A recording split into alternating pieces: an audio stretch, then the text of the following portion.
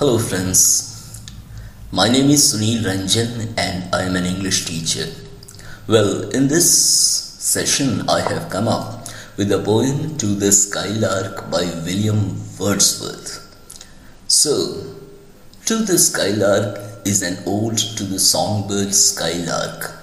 In this poem, the poet praises certain qualities of the Skylark which are unique about it.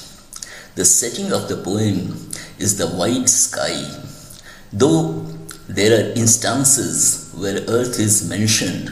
Most of the poem takes place in the sky. The word sky is in the name of the bird too. The poem is made of 3 stanzas of 6 lines each. Now coming to the lines of the poem.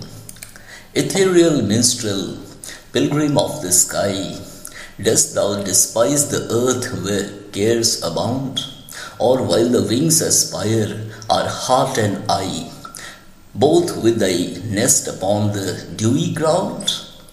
Thy nest which thou canst drop into at will, those quivering wings composed, that music still. Well, now the explanation.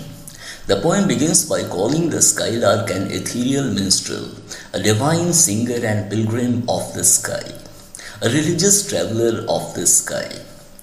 The speaker asks the bird Skylark if he hates the earth where he can't be as free as he feels in the sky. On the earth there is care that takes away his freedom.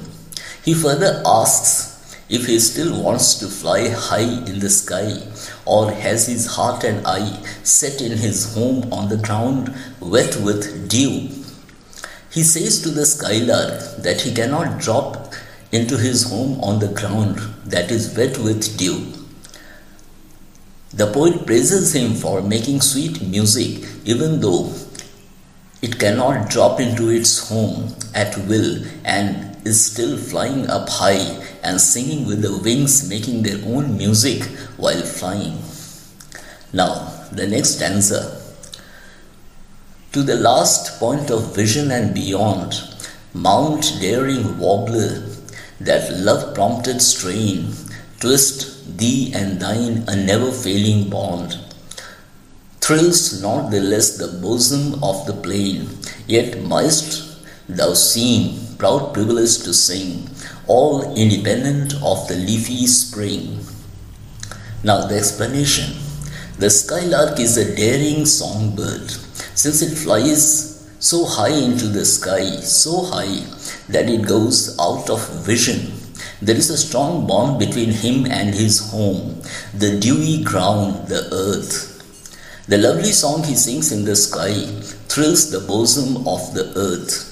He is so powerful that he sings free of the effect of changing seasons. Now, the lines of the poem. Leave to the nightingale her shady wood, a privacy of glorious light is thine, whence thou dost pour upon the world a flood of harmony with instinct more divine, type of the wise who soar but never roam, true to the kindred points of heaven and home. Now, the explanation. The poet asks the Skylark to leave the nightingale to her dark forest. The Skylark has his own glorious light. He echoes the land with melody and harmony in his divine songs. He is the one who flies but never roams aimlessly. Despite his flying high, he remains connected to his roots, his home. He remains true to sky as well as his home down on the dewy earth. The Skylark is addressed as he throughout the poem.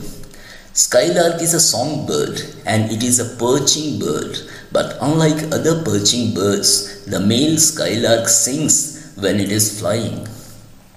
The speaker tells the Skylark to leave the nightingale to her shady wood. Nightingale is another songbird which sings in the forests, unlike the Skylark which sings in the open sky. The speaker says that a Skylark has the privacy of glorious light. It means it flies away from others and thus maintains his privacy. The skylark is a kind of bird that flies in the sky, even to the point of getting out of vision. But it is mindful of his home, his nest on the ground. So he soars but never roams.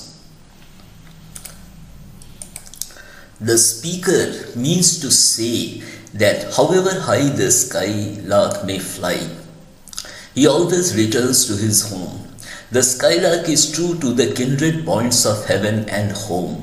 It means that the skylark is wise as he stays closely connected both to heaven, the sky, and home, the ground. The central idea of the poem is that one can maintain a strong, never-failing bond with home even when one is far away. The poet adopts a praising tone throughout the poem. Right from the first line of the poem, the speaker begins praising the skylark, calling it the divine power. The tone becomes a slightly questioning in the next 3 lines, but goes back to the praising of the bird. Well, William Shakespeare produces a lyrical and beautiful poem in praise of the songbird, the skylark, that has the wisdom to be connected to home even while flying high in the sky. So here comes the end of the explanation of the poem. And friends, if you have subscribed to my channel, thank you. If you haven't, and if you choose to subscribe, I promise that I'll be coming up with nice videos for you from time to time. And yes, I will keep my promise. Thank you.